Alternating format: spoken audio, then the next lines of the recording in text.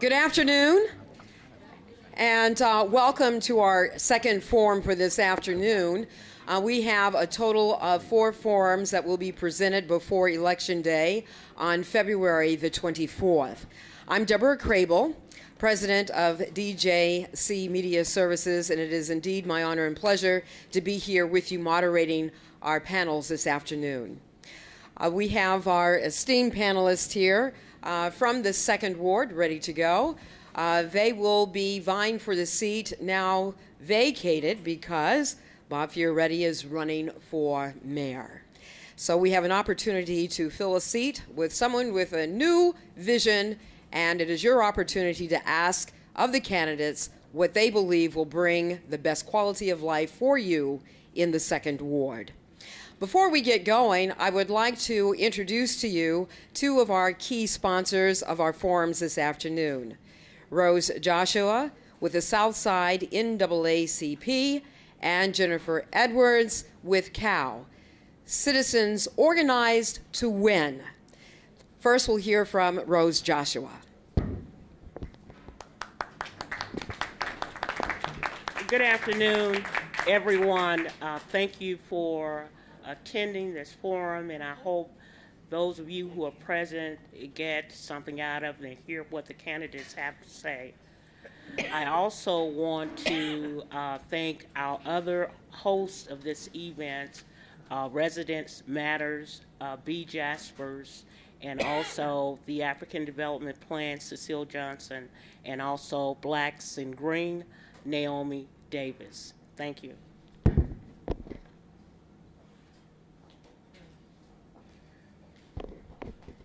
Hi, I just wanted to say a few words. We are SEIU, which is Service Employees International Union. COW stands for Communities Organized to Win. I'm Jennifer Edwards. We're very excited about this collaboration with the Southside NAACP. We talked a little bit in December about putting on forums, and we said, why not put them on together? So we think we've been very successful for the turnout that we've had. The first forum we had on January 10th at Powell Elementary School. This is our second, which is also a mayoral forum, and we're having 2 more. We're very excited, as I should say again, about being together and pulling the communities together, and this is exactly what we wanted to do, what COW is about. COW is about bringing communities together, bringing people, getting them more aware and getting them educated and ready to vote. And you know, that's very important. So I'm going to give this on to Ms. Crable, and we're going to start our 2nd Ward Forum. Thank you so very much. Just a few housekeeping items. For those of you who are just joining us, we do have facilities out in the lobby for ladies. The men's room is across from the elevators in the elevator lobby. We do have refreshments being provided by Reggio's Pizza available for you today. We thank you so much for your generosity in providing us with that refreshment. We have our timekeeper today, Myra Penny, the young lady in the front row. She will be holding up a yellow card for our candidates today to let you know that your countdown is on. You will have 2 minutes for your opening statement and 1 minute per candidate to respond to each question from our esteemed group of panelists. She will hand up a red card to let you know the 30-second countdown is on. She will jump up and down and do eat, eat, eat when it means cut, and that is it. So please be mindful of the time. We do have pages that are in the audience that will be taking your questions from the audience. We ask that you write them down legibly and in large letters so that I can read them. I need large letters. Yes, it's that time and season. So please be mindful of that. And the gentleman in the white shirt is the one that you would give those cards to. So without further ado, we'll move forward with our panel that will last for 45 minutes, and then we'll be followed up by another panel. So we're clicking right on through this afternoon so that all of our voters can be informed, and you'll have an opportunity now to be able to field your questions and to find out who is the best candidate to represent your ward and your interest.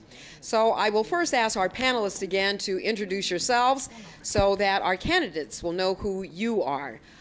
Jennifer, would you like to start? We already know who you are, but just for the sake of reintroduction. I'll stand in for, can you hear me? Yes. Okay. Do you have your microphone there? Yes. Okay. I'll stand in for Leroy Jones from CBTU and read the first question. It's on health. We're just doing introductions now. We'll come back for the I'm questions. sorry. Yes, go ahead. Well, you know who I am. I just introduced myself, so I won't do that again. Thanks. My name is Joe Osbaker. I don't think this is on. No, it's on. Okay, I can't hear any echo.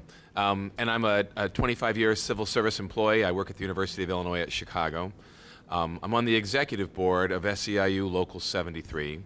And I have been, since the fall, working with a new organization called the Chicago Alliance Against Racist and Political Repression. My name is Deborah Taylor. I'm a volunteer. I'm on the board of the Chicago Housing Initiative. I'm on the board of Southside Together Organizing for Power and the board of the Chicago Tenant Council. As I said, I'm a housing organizer. I'm Naomi Davis, the founder of Blacks in Green, here today representing the Coalition of Black Community Organizations Questionnaire Initiative. Alrighty. So the way this is going to work as well, we have this one microphone that allows for everyone in the house to hear you and for you to be recorded for CAN TV. We do want to thank CAN TV for coming out and allowing us to videotape to share this with a much broader audience. So we will be sharing the same microphone, so we will be starting on this end and working down and keep going back and forth. Okay, so that everyone will have an ample opportunity and fair opportunity to respond to the questions from our panelists. I will be sharing the microphone with our panelists on the other side after we get started. So why don't we start first, and you can offer a self-introduction and then pass the microphone on. Sounds good. Thank you. Sure. All right, and again, thank you very much to CAN TV for being here. Thank you, Naomi, Deborah, Joe, and Jennifer, and also Deborah for hosting the event. So I'm Steve Nikotopoulos. I am currently living in the 2nd Ward, and basically I have spent a lot of time trying to fight for the little guy. I worked at CAN TV previously to running for office, and actually I resigned it because it's not only a full-time job to run, but I believe it's a full-time job to serve. So one of the things that makes me stand out in a different way is that I've been in the trenches for years working with community and building up resources for people to have a say and have a voice. It was something that came natural to me, and because of my involvement with so many nonprofits across the city and so many grassroots people, I felt personally inspired to get more involved in my own neighborhood. Now that led to me working with the Progressive Caucus in a lot of different ways, and they personally inspired me with their stories. So one of the things is that I identify with the plight that people have in this city, trying to get an edge, trying to get ahead, trying to understand where city money is really going. And one of the things I want to do is bring the success that I've had with my communities to the new 2nd Ward. The remapping is very confusing to people, but it's a great opportunity. It's 100% new territory, and there is no incumbent alderman. So it's rare that we ever have in the history of Chicago something like this, and that's why I'm running, because I'm inspired to run.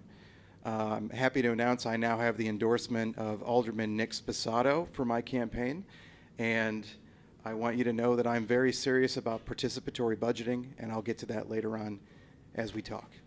Thank you.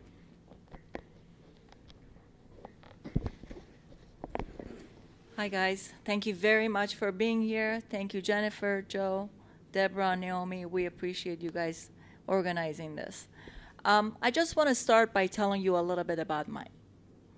When I was 8 years old, the revolution of Iran happened. So by the time I was 9 years old, my family was forced to leave Iran. My father was executed, and I was a political refugee in Sweden. At the age of 19, I got scholarship to go to North Park University. So here I was, $30 in my pocket, and knew 2 phrases that got me so far. I'm sorry, and it's okay. But you know what? It worked. City of Chicago took me in with no prejudice whatsoever. At 2004, I took the oath to become an American citizen. And that's why I'm sitting here today. Because America gave me a flag to be proud of, and Chicago gave me a place to call home. And for that, I will owe the rest of my life. Who I am right now, I am a senior executive of a restaurant corporation that manages 3 successful restaurants. I'm responsible for 150 families, their Christmases, and their livelihood. I was also proudly endorsed by Fraternal Order of Police. The reason I am running, I believe the moment we're born, we all gonna die. That little dash on my gravestone is what I'm fighting for. And that's what I wanna do. I know I can make a difference, and I will prove it to every one of those voters that support me on February 24th. Thank you.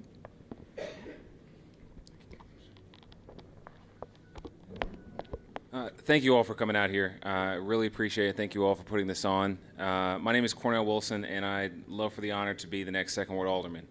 Why am I doing this? I'm simply doing this to provide better leadership for this city. Different type of leadership that's been tested and proven. Leadership that knows what it means to serve, and that sacrifices something we pay to be a part of something greater than ourselves. My background is in the Marine Corps. I'm a Marine Corps captain. I serve in the reserves at Great Lakes Naval Station. And when I got off active duty, I went to Northwestern Law School. There I used a GI Bill, learned about the law, learned how to understand the law, the implications of our policy decisions, and how those affect everyday citizens. And I was also managing editor for the Journal of Law and Social Policy. And so in many ways, I'm the new kid on the block, kid being a loose term. I'm 34 now. And I'm originally from North Carolina, though. My dad was in the Marine Corps, so I was born in Camp Lejeune. When I came here for law school, I fell in love with this city, I fell in love with this town and the opportunity here, and decided to make it my home. And so when I decided to run this race, after practicing for 2 years at Ungrady & Harris, a mid-sized firm here in the city, I went around, talked about my vision, talked about my independence, and that's why leaders in this community like Jesse White, like Larry Rogers Jr., all decided to get behind me. Ken Duncan, you name it. Time after time, they recognize my independence, they recognize the vision and the things I want to do for this community, and they decided to support me. So I'd love to answer any questions you may have, and I look forward to a robust debate here today. Once again, I'm Cornell Wilson, and I'd love to be the Second Ward Alderman. Thank you.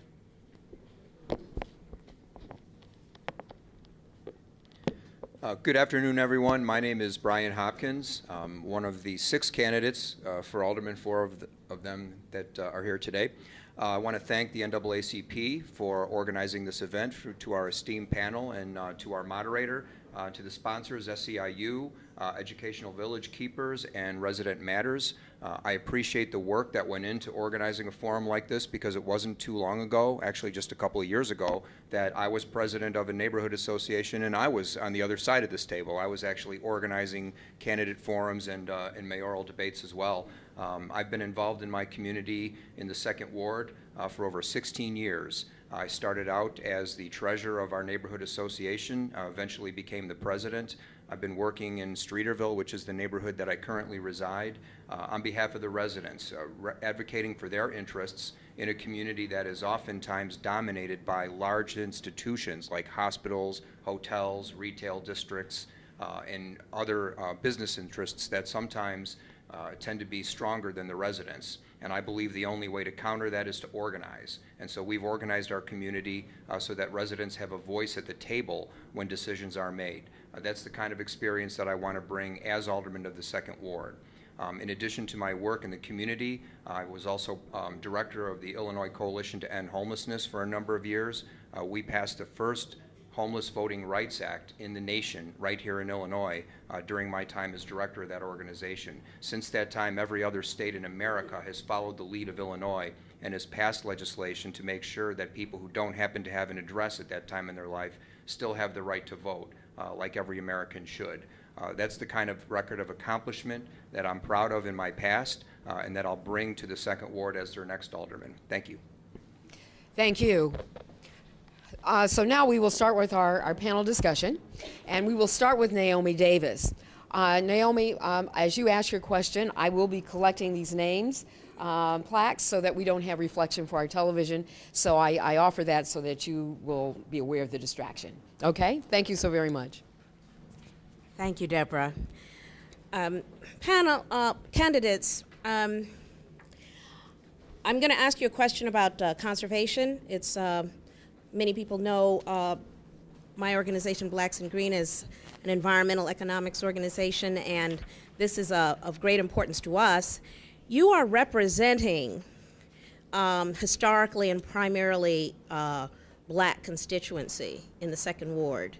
And since Black communities are impacted first and worst by the effects of global warming while contributing the least to its buildup, and since only a whole system solution can transform the whole system problem common to Black communities everywhere, that would be malnutrition, addiction, and poisoning, health disparities, self-hatred projected, miseducation, dropouts, and illiteracy, unprepared parenting and state-supported single-mother homes, hyper-incarceration, recidivism, and violence, barriers to voting, underemployment, and the Black tax. That's the reality, okay?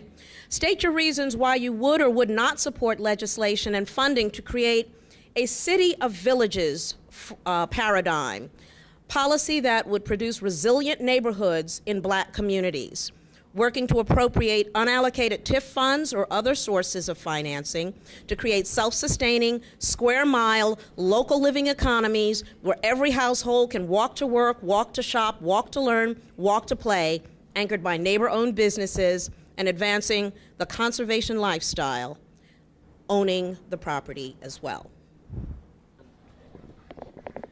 As I said in my introductory remarks, I have a background in community organizing, and I think that's a major part of the answer to your question. A community has to stand up when there's toxic emissions. A community has to fight for its right to live in a healthy environment. When I was with Cook County government, I have 20 years of experience in Cook County government. One of the things that we were able to do was take surplus funds from the Torrens Recorder program and allocate it to lead paint abatement. Lead paint is a household hazard that affects the African American community at a disproportionately high rate, and we were able to find funds that were unused for any other purpose and allocated to lead paint abatement, and that was at the request of the community. Another example of a community organizing to protect itself and make the environment better, which I support, happened recently when Norfolk Southern Railroad announced that they were going to build a major expansion of the freight to truck terminal in the Englewood neighborhood, and it was going to increase diesel particulate emissions at a very high rate. Diesel particulate emissions tend to concentrate in a 4 to 5 mile square area. This is already an area that has much higher than average rates of asthma among children, and the community stood up and said, you're not going to do that. We're going to stop you from doing that. They're still going to have the expansion, but they've got particulate filters on the trucks now, and that's going to make a big difference. We have to wrap it up now. Thank you very much. I think the essence of the question is understanding that we have to have a vision for this city. We have to ensure that wherever we go, we understand that we're one Chicago. So it doesn't matter on what side of town you are, what economic opportunities you are, we have to understand that even though I or any of us may be selected to be the next second ward alderman, we're still going to be fighting on behalf of all of the city of Chicago. We're going to be working on legislation to ensure that the life and health and wealth of every one of our citizens is taken into consideration. Now, we all have an obligation first and foremost to our ward, but that second obligation is to the city as a whole. For far too often, every one of your aldermen and women has been focused on, hey, I've got my piece of the pie, and that's what I'm going to work on, without working on comprehensive solutions for the entirety of the city. The Tribune had a great article talking about sister cities or sister neighborhoods, where you take leaders from each neighborhood would have different resources, different backgrounds. You put them together. You put together those individuals who live on the north side of town, who may live on the west side or south side of town, and say, hey, We have different ideas, and we need to collaborate and get together and provide those solutions for each neighborhood. You may have economic opportunities that don't fit your neighborhood, bring them down to where we need them. Or maybe we have ideas and entrepreneurs who can go to your side of town, get a class, understand how to open up that business. That's what it's going to take to ensure that all of this, all of the city is taken care of.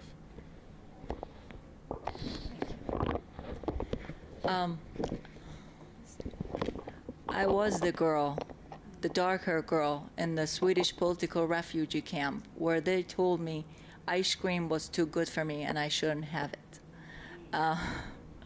So I understand what it means to be the minority and being the person that doesn't get everything like you're supposed to do.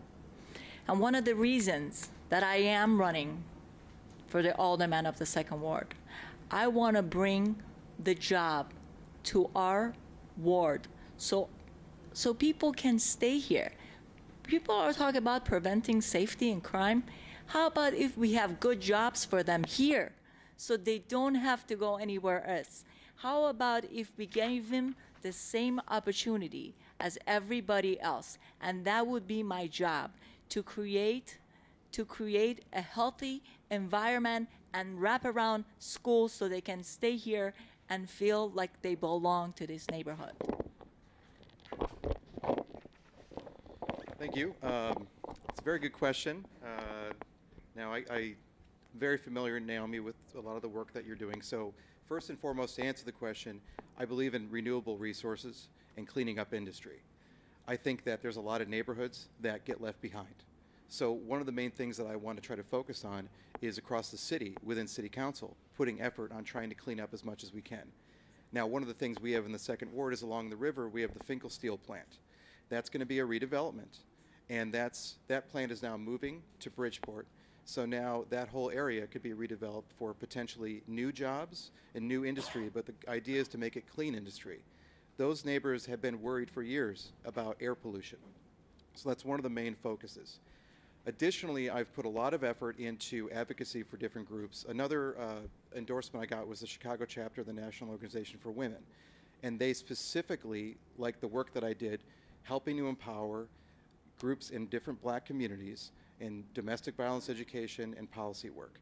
So over these years, I've put a lot of effort into neighborhoods that don't even touch the 2nd Ward. So I understand there's a citywide effort to try to do more education on this, but I believe very strongly in trying to focus on renewable resources and cleaning up industry. Yes, and thank you all for coming out. Can you hear me?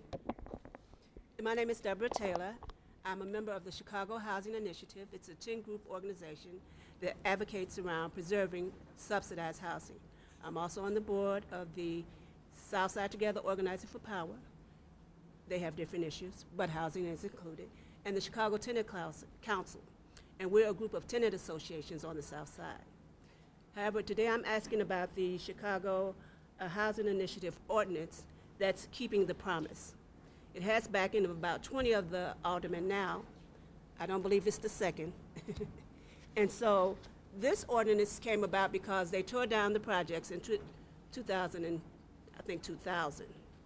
And since that time, they had a promise to replace that housing and develop the land to return the residents back to their footprint. That hasn't happened. In the meantime, Chicago Housing Authority is now under the Move to Work program, which has nothing to do with work. It's simply the deregulation of public housing. So there's absolutely no oversight from the city or from HUD. And so they're receiving these millions of dollars, which they sit on. They have 3,000 units of public housing that's sitting there since 2000. They receive the rent every month. They receive the capital improvement money every year. They have 3,000 units that are vacant, and they won't lease them. And the question? The question is, will you support this Keeping the Promise ordinance?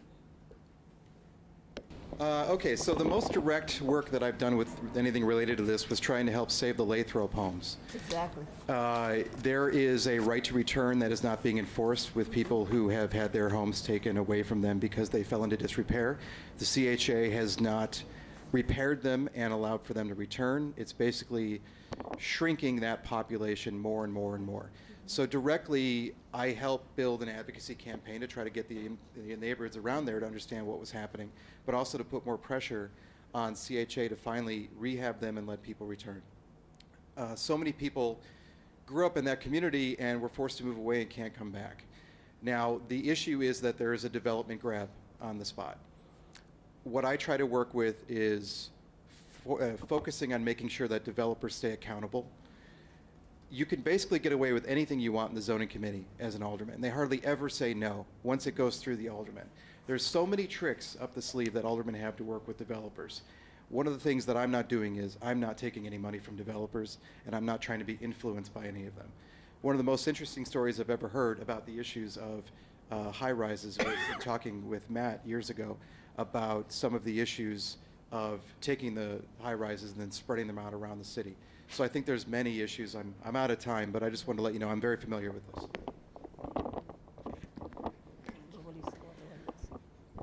I am so surprised that at the year 2015, we have to still talk about this.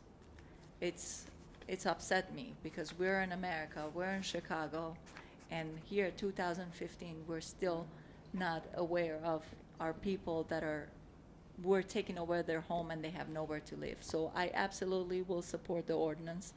I will be advocate of speaking to developers and make sure there's a certain percent of their developments are dedicated to men and women who live in Chicago and they are misfortunate, and they have nowhere to live. So that will be my job and my commitment to the city of Chicago and to the Second Ward.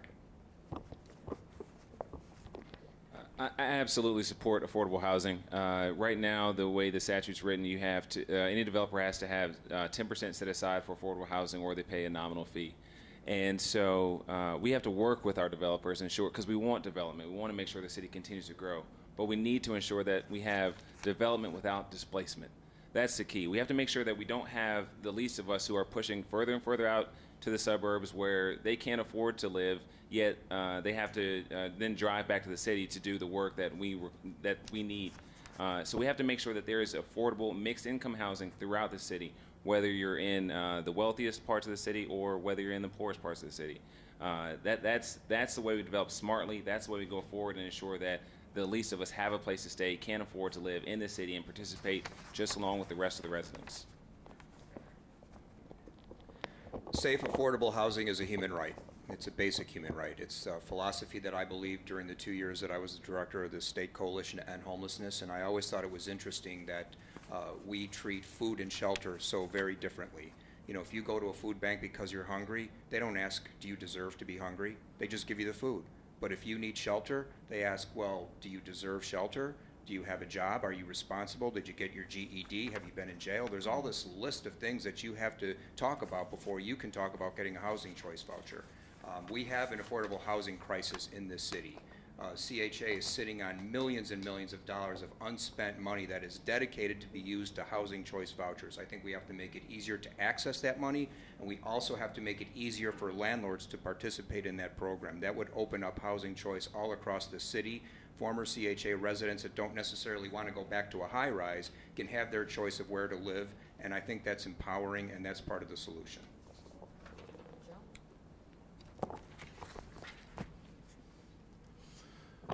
So in the last 6 months, the names Mike Brown and Eric Garner have become known to every American and most of the people around the world. Here in Chicago, unfortunately, we have a long list of names as well that may not be as famous. Rashad McIntosh, Rakia Boyd, Dominique Franklin, victims of police crimes. There's a growing demand for civilian control of the police. There's draft legislation calling for an elected Civilian Police Accountability Council. This has the support of over 50 families who are victims of police crimes, a growing number of churches, Ms. Joshua of the Southside chapter of the NAACP, the United Auto Workers Local 551, and the Coalition of Black Trade Unionists and other unions, and the youth-led organizations that have been marching back and forth across this city since August. Black Youth Project 100, We Charge Genocide. So my question to you is, would you support the adoption of such legislation for a civilian police accountability council? I've been a volunteer with the CAPS program for over 15 years, and that was the original concept of merging civilian involvement with the police. We have to have a partnership with our police. Our police are sworn to serve and protect us. They can't do that if the community doesn't trust them, but trust has to be earned. The more civilian involvement we have with our police department, the better. It serves us all to have regular people involved in law enforcement. I also support efforts to protect police officers who would like to turn in their fellow police officers. Right now, that doesn't happen. It's part of the culture. But anytime something is going wrong within the ranks of the police department, you know who the first to know about it is? It's another police officer. And right now they don't feel like they can come forward. Sometimes they're afraid. They're afraid they'll be ostracized by their fellow cops. That has to change. It's a cultural shift that must happen. It starts within the ranks of the police department. But I do support more civilian involvement in the Chicago Police Department. I think that would be a good thing. I wholeheartedly support more civilian involvement in the police department. I think it's two things about some of the names just listed. I think it's incredibly tough to be a part of the community and to have to understand that when I have an encounter with the police, if it turns violent simply because of the color of my skin, it can be 27% more likely to die, and that's ridiculous. But I would also say it's ridiculous for anyone to have a violent encounter with the police when you're unarmed and you die. No one wants that for any of their children. No one wants that for any of their fellow citizens. And so we have to do the little things going forward as well. I fully support the Chicago Police Department's efforts to start using body cameras on their police officers. I think that protects them, and I think it protects the citizens. The next step, I would say, let's investigate the usage of having an independent prosecutor whenever these problems come up. When you call the East St. Louis case with Michael Brown, you'll see that the local prosecutor who has to work with the police is the one that's investigating the police that he works with. I think that's an untenable situation. So there's a lot of things we can do, but first and foremost, we must have community involvement. I am a big supporter of body camera for police officers because I think that protects the community and that protects the police officers, and I think that's a very good idea. However, I just marched at Michigan Avenue, a peace march against the violence for our community. I believe that our community and police officers have to create that trust that is missing right now. We have to create the trust. How do we create that? By more transparency for our police officers. They need to be accountable for what everybody else is, okay?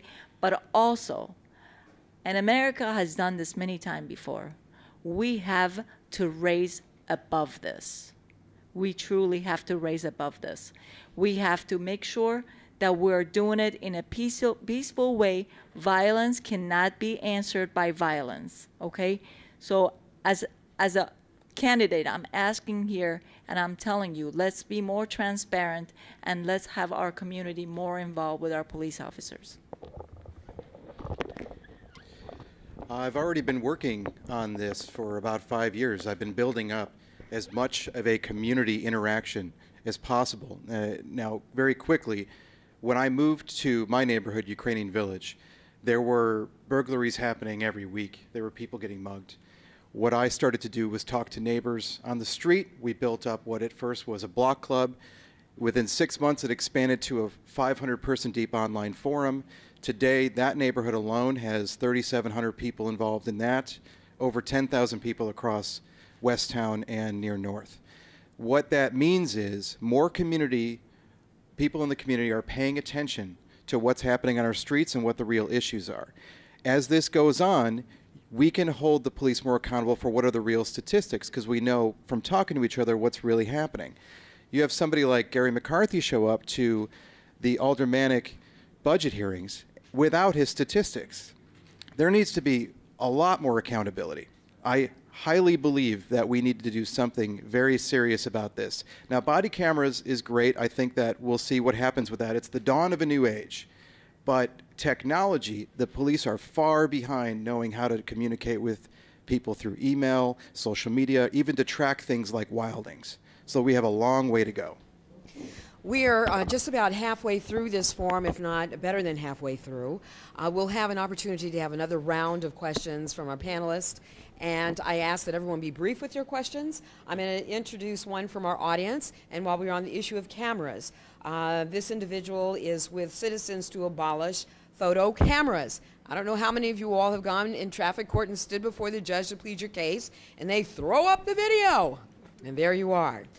The question is, in terms of the illegally collected money by the city of Chicago from those cameras, where do you stand on that?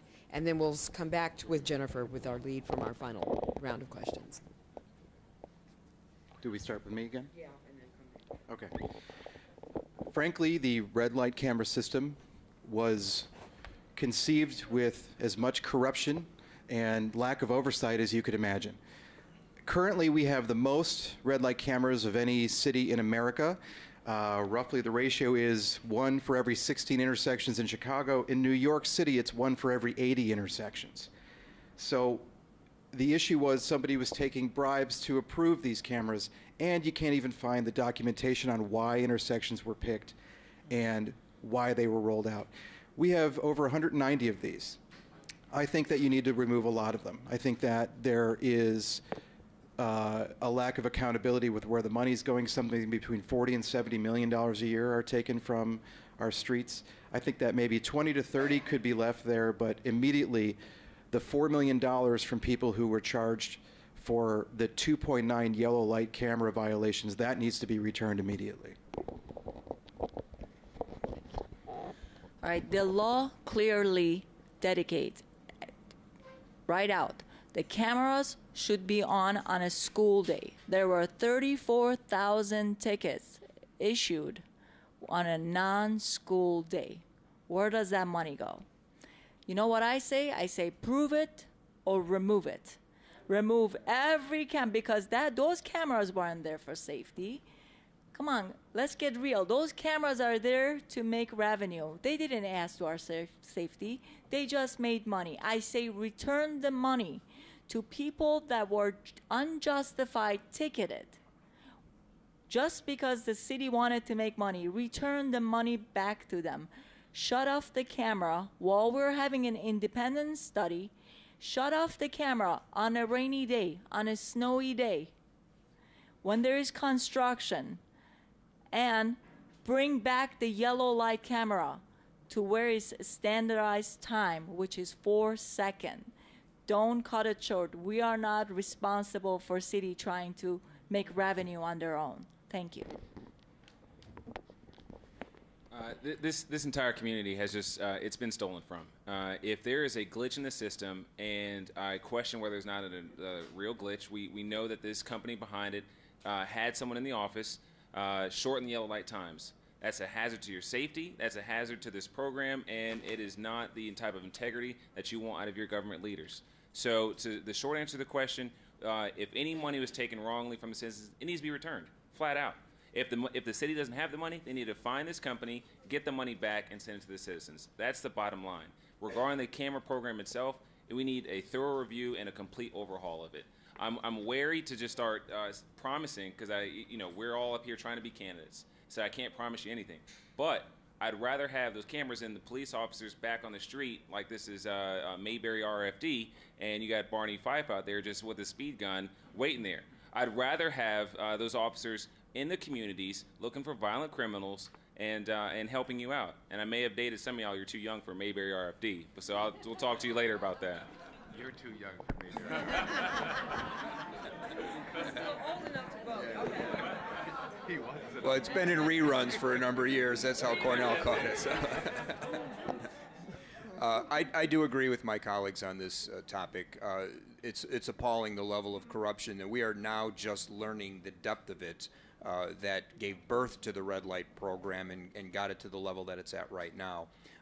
But the corruption that was done by the acts of individuals should not indict the technology. Camera technology can be used for traffic safety. It can be used to control congestion. It can be used to help our roads flow more smoothly and be safer. It doesn't have to be used for corrupt purposes like it's been used in this city. So I support eliminating the program as it exists today and starting over. It's lost all credibility. We can't keep it the way it is. We've got to completely hit the reset button. But once people are confident that it's being used solely for safety and not for revenue purposes, then I think we can start talking about how cameras can actually help keep our roads safer.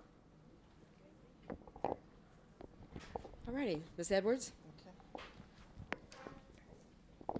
Jennifer Edwards, SEIU Cal. In 2012, the Chicago Department of Public Health closed 6 mental health clinics and privatized 14 public health clinics. Do you support the reopening of these mental health clinics? Do you believe the Chicago Department of Public Health has an obligation to provide health services to the community? What should be the focus of the Chicago Department of Public Health?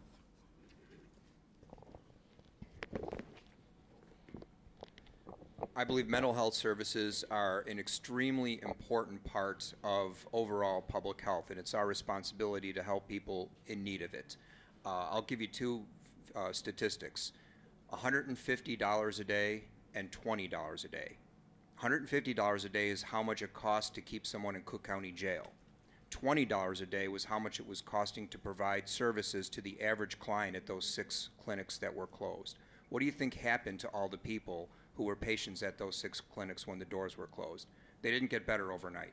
Many of them wound up incarcerated. Many of them wound up in Cook County Jail. This didn't save us money. This cost us money. It was a very foolish decision. I support reopening those 6 mental health clinics. I think it was the wrong thing to do to close them, and my heart breaks when I think about what happened to the patients who showed up to get their medication and found a door nailed shut with a sign on the window. I 100% agree with my colleague Brian here. Let's frame the situation that we're currently in. So you've got a city government with $297 million in debt this year alone. That's going to blow up to $550 million in debt the very next year. And so 4 years ago, we came down from $60 million to where we are. So all that's going to get wiped out in 1 year. And so now what do we do going forward? Too often we have leaders who say, well, we've got to cut. And what do? They cut from the least of us. It's so easy to say we're going to cut mental health facilities, we're going to cut homeless shelters, and then just like Brian said, they're going to end up in prison because they know that in prison they get their medication, they get 2 hots in a cot, and you can stay and be safe. And that's not what we need to do going forward. So for my campaign, we've worked with Mental Health America Illinois and gotten smart about this issue and advocated for this issue and make sure that yes, we do have a challenging situation before us, but what we cannot do is to continue to take away services from the least of us.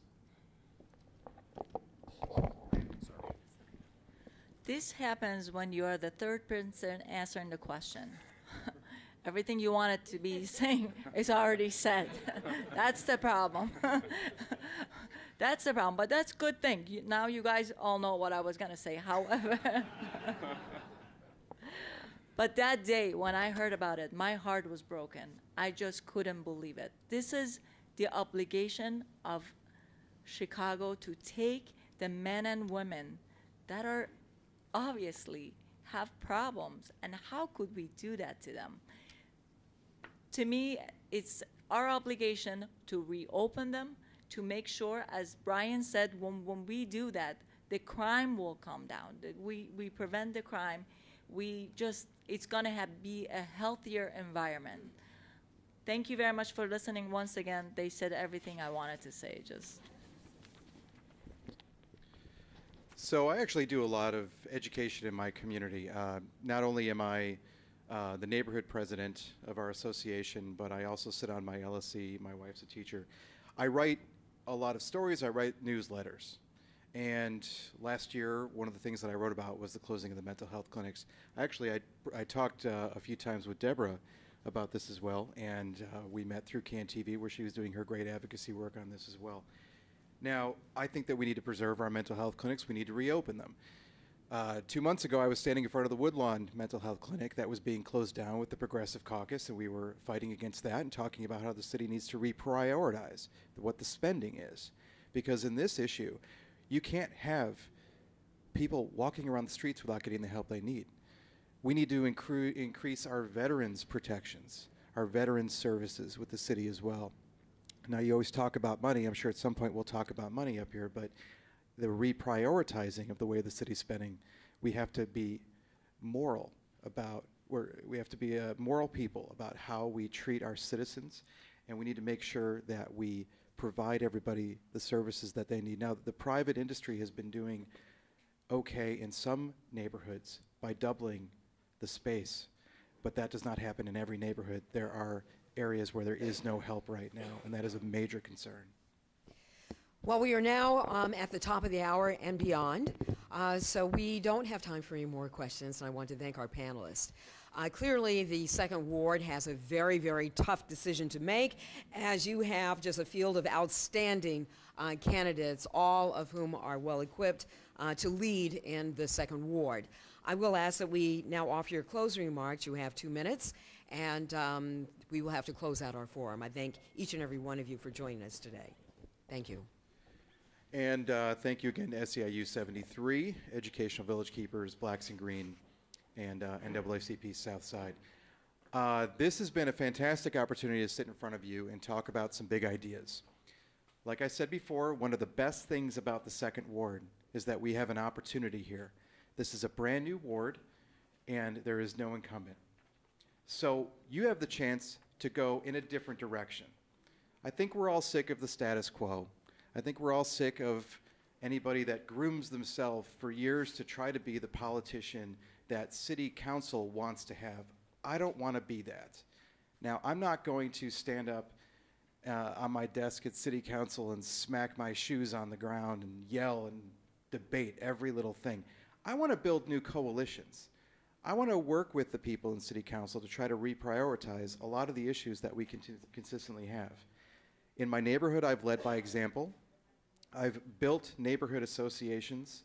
I have coordinated over 19 different neighborhood associations. I've worked with 3 different police districts and over 14 ward offices.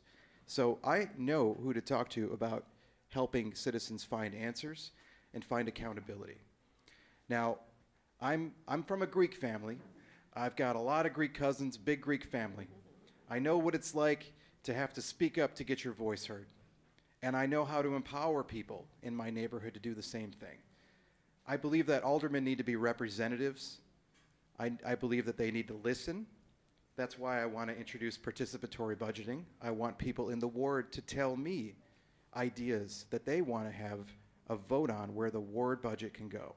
I think there needs to be greater participation and education, especially in a ward that stretches 2.5 miles wide and is skinny and has 1 block areas where I don't want people to miss their city services or be left behind.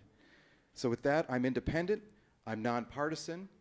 Again, my name is Steve Nikotopoulos. It's the longest name, it's the Greekest name, and it's the first name on the ballot. Thank you. Thank you very much for being here. It means a lot that all of you guys are so committed to your community to be here and listening. The reason I'm running, as I said before, because I know I can make a difference. But it goes deeper than that. This is a very diverse ward. And I'm a very diverse person. I speak 5 languages. I have been to 3 different countries. I have survived. I am a survivor. I have the vision for the city of Chicago. Right now, I am a senior executive of a corporation that manages 3 successful restaurants. I couldn't do that if I didn't have the qualification of listening, budgeting, and responding to my customers. You ultimately are the customers. Don't ever let anybody kid you. This is a service-oriented job. It is. And I'm a nonpartisan. Nobody should care if you're a Democrat or Republican when they want to have your garbage picked up. When you're independent, you still need your rats out, right? So that's who I am. I am a person that is responsible and know I'm qualified. I have TV shows calling me, trying to make a show with restaurants that are failing because they know I can turn it around. The city has failed us, and I am the one who can turn it around, and I promise you I will. Thank you. Once again, thank you all so much for coming out here, whether you're organized or just a citizen who wants to participate and learn more about this process. As I said, I'm Cornell Wilson, and my reason for running is to provide a new type of leadership for this city and this ward. As I mentioned before, I captained the Marine Corps. I've had the pleasure of leading 40 Marines and sailors in Iraq, doing convoys. I was deployed to Djibouti. There I got to work with civil affairs teams and ensure they had the resources they needed to build schools, build hospitals, and provide medicine to the surrounding countries. And there's three core values that I want to bring to being an alderman and working on behalf of the ward in the city. That's a smart ward, smart government, and a smart Chicago. And that's simple. Smart ward just means listening to those residents, listening to those community groups, making sure their voices are heard. I don't pretend to have all the best ideas. Every one of you, the citizens, have those ideas. You know what's best for your ward. I want those to bubble up. I want that to come forth. Second part, smart government. That just means transparency. I will make decisions. I will use the best data available. I'll provide that to you, and then I will come back and be held accountable for that. Finally, smart Chicago. That just means working with the men and women who are aldermen, whomever the mayor may be, and ensuring that we're working on comprehensive solutions for the ward, for the city. We can no longer afford to have a myopic, narrow point of view going forward. We have to think of this city as a whole and think big, have a vision. So that's what I want, and it would be my honor to be your next second ward alderman. And I would also like to thank everyone for being here to listen to us, and I'd like to thank this excellent panel. We've had many of these candidate debates over the last couple of months, and I have to say that there were questions asked today by this panel that no other panel has asked us yet, and I commend you for that, and I thank you for giving us something else to talk about. I really did enjoy this, and thank you, Deborah, also for your moderation skills, and you're right. We have a very good group of candidates here. I'll even throw in the two candidates who couldn't make it today. They're good people too, and we're all in this for the right reasons. But what sets me apart, I think, from my colleagues, I have over 3 decades of experience working at all levels of government, state and county government, most recently with Cook County President Toni Preckwinkle, who I've worked closely with her over the past 4 years, and I'm very proud to say she's endorsed my candidacy, and she believes that I'm the right person for this job. It isn't just my government experience, though. It's a lifetime of community service as a volunteer. I'm very proud of my work that I've done, not just with the Homeless Coalition, but with domestic violence shelters. I was on the board of a charity called Working Bikes. We ship bikes over to Africa every year, thousands of bikes a year. I've done a lot of work in the cycling community, and I think transportation alternatives is a big issue that we're going to be talking about in the future of the city, because getting back to the question about pollution, the future of the city is not in carbon burning fuel. We have to find alternatives to keep our city clean and healthy. I supported shutting down the Fisk plant as well as the Crawford plant too. So I'm proud of my record on environmental work as a volunteer also, and I'm asking for your vote on February 24th for those second ward residents among us. My name is Brian Hopkins, and please keep me in mind when you go to vote. Thank you. Well, thank you very much to our second ward candidates.